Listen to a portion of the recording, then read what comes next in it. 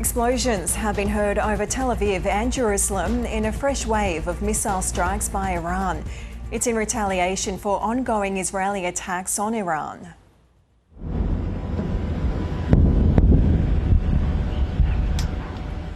Three people were reported to have been killed, one in Tel Aviv and an attack on Friday night, and two in central Israel on Saturday morning.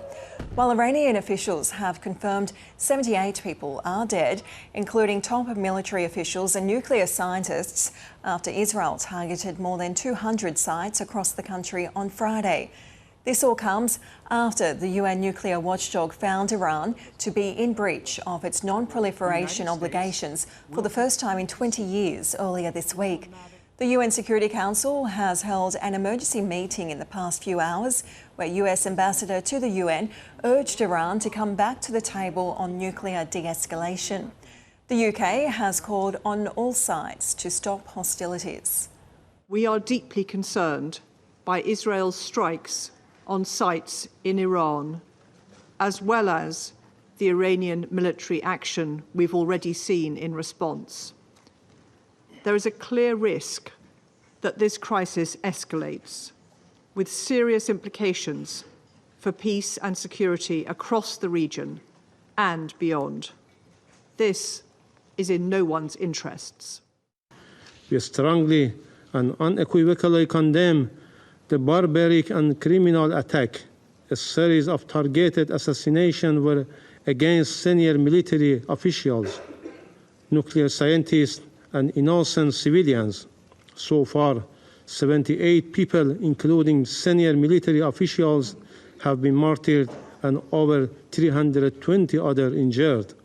The overwhelming majority of them civilians, including women and children.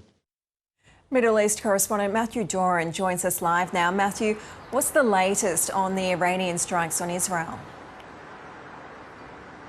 Well, Meredith, we have seen the Reuters news agency reporting and citing state-run media in Iran over the last couple of moments or so, suggesting that another barrage of missiles could be on its way towards Israel. But we do need to stress at this stage that there have been no alerts sent out to the Israeli population. None of the usual notifications saying that people need to seek shelter have been issued at this time. So this is very much a watching brief, as another barrage could be on the way. If it is on the way, it would be the fifth in the last couple of hours or so, since yesterday afternoon local time. A couple of hours ago, 2.5 hours ago, was the fourth barrage, and that sent warning sirens ringing out across Israel, and a number of missiles are have been reported to have been landed in central Israel, and one, it appears, has hit a house in a residential area south of Tel Aviv in an area called Rishon LeZion. This is something which we are seeing live pictures of, which appears to show a house which is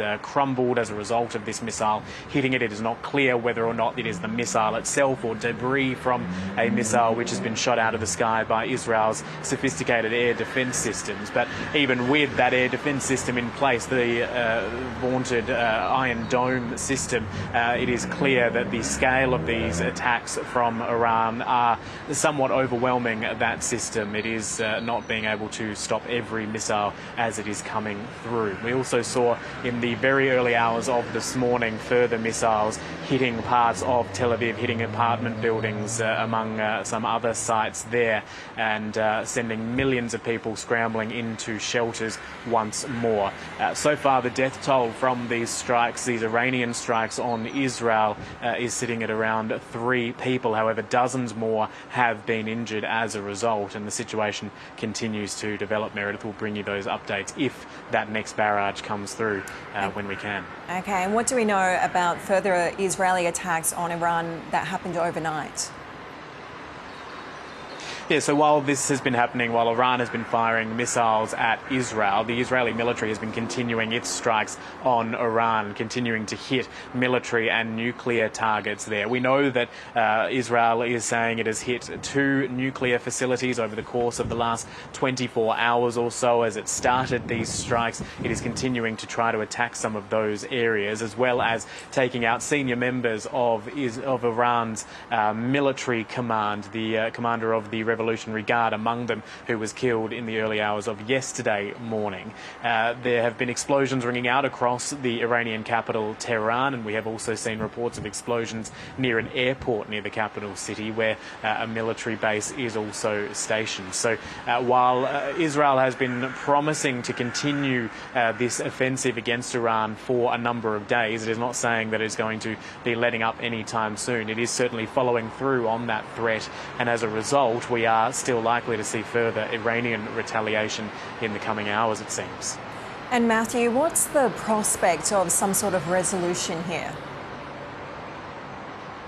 Well, certainly Iranian officials have dismissed the calls coming from the White House, from the President Donald Trump, to come back to the negotiating table on the issue of its nuclear program. Donald Trump has said that that would be something which could bring about an end to these strikes by Israel. But Iranian officials have reportedly dismissed that, saying it is effectively meaningless considering what Israel has been subjecting Iran to over the course of the last 24 hours or so.